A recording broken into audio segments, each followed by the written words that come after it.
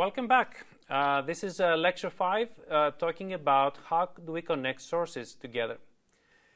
I hope you have already watched my previous video that I discussed different types of sources, how we understand ideal and non-ideal sources, as well as time dependencies.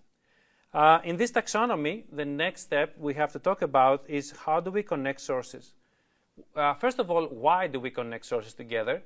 And what is the appropriate way to connect sources together?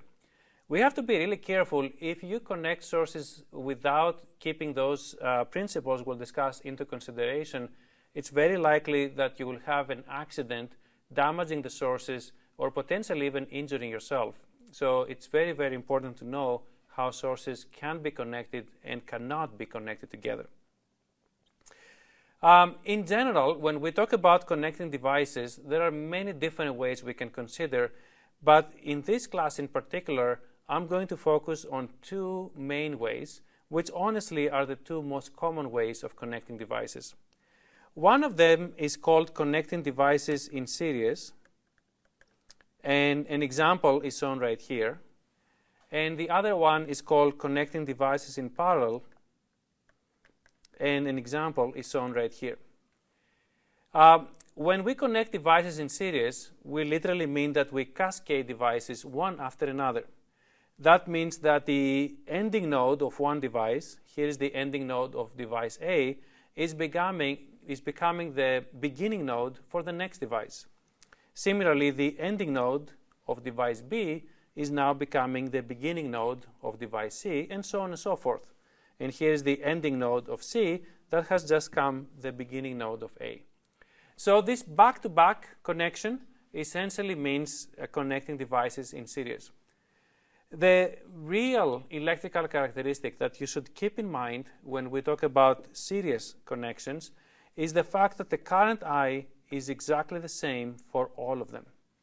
You really have one loop, you really have one current that flows here, and that's really the signifying characteristic for you as far as the electrical performance is concerned. The current I is identical for all three devices in this example. Let's now shift our attention to parallel connections. In a parallel connection, you are essentially grabbing all nodes of all devices, all the upper nodes, and putting them together into a single node. So this upper node for device A and this upper node for device B and this upper node for device C are all connected together. And similarly, you're grabbing all bottom nodes and you're now connecting them together to a single node as well. And because of that type of connection, essentially what we're ensuring here, or what we're forcing rather, is that the voltage drop V is identical for all three devices. The voltage drop V is right here, and that means that these devices do share the same voltage drop. They don't share the same current, as in the series case, but they do share the same voltage drop. So these are the two main ways, series connection and parallel connection, that you should keep in mind. Series connection means same current I, parallel connection means same voltage drop V. Now, let's see that with respect to connecting sources. One person might ask, okay, I have two different sources, 5 volts, 4 volts, two different voltage sources. Can I actually connect them in parallel and try to power a load? Now, you may ask this person, why exactly are you considering this? They may say, well, because this load requires more power than any of the two sources could give me, can I just connect them in parallel and ensure that I'm basically taking juice or power from each one of these sources? The answer here is a big and emphatic no, which I'm indicating with this red arrow here as graphically and as big as I can make it. Why is that? Because you have to go back and think about what a voltage source is really trying to do. The 4-volt voltage source is an ideal voltage source that is going to do everything in its power to keep the voltage across its terminal equal to 4 volts no matter what.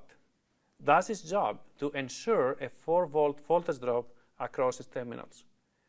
But similarly, the 5-volt voltage source is also an ideal voltage source that will do everything in its power now to ensure that the voltage drop is 5.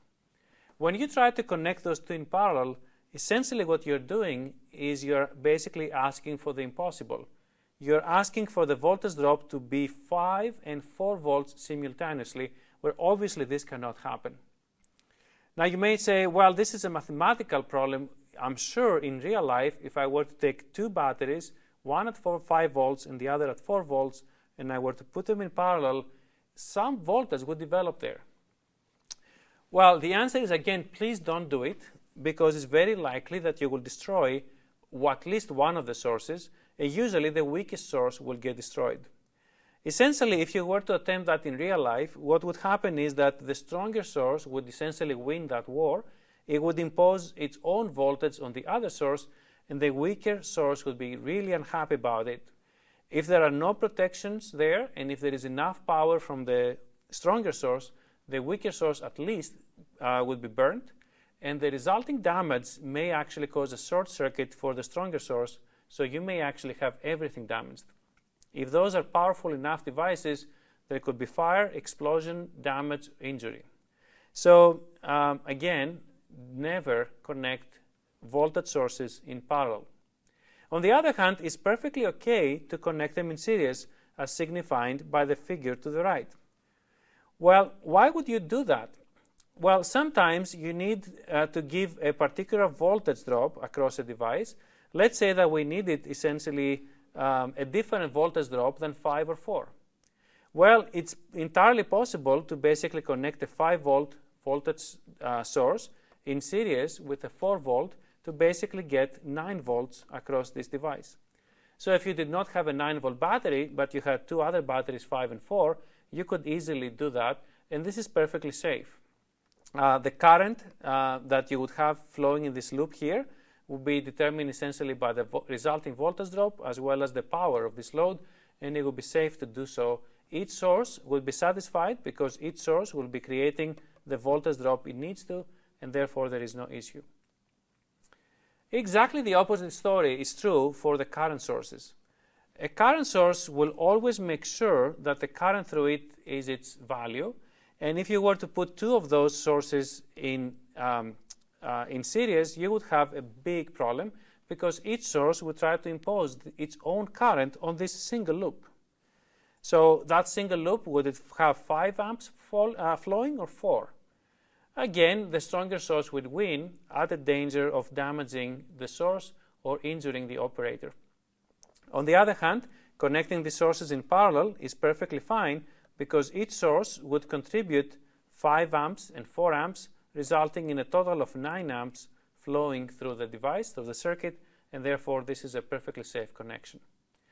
So that's the end of this video. Thank you for watching it. I hope you now understand why we connect sources together and when it's safe to do so and what connections are appropriate, series or parallel. It's a different case for voltage. It's a different case for current. Thanks a lot. See you next time.